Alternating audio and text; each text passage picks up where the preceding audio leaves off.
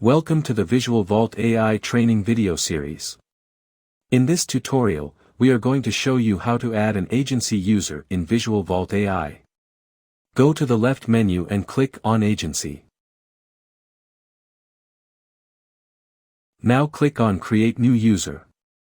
Just fill in all the required details like name, email, password, package of your choice.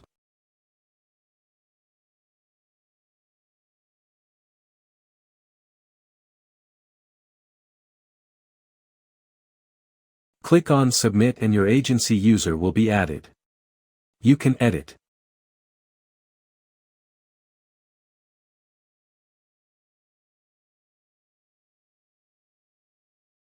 or delete your agency user. Thanks for watching the video.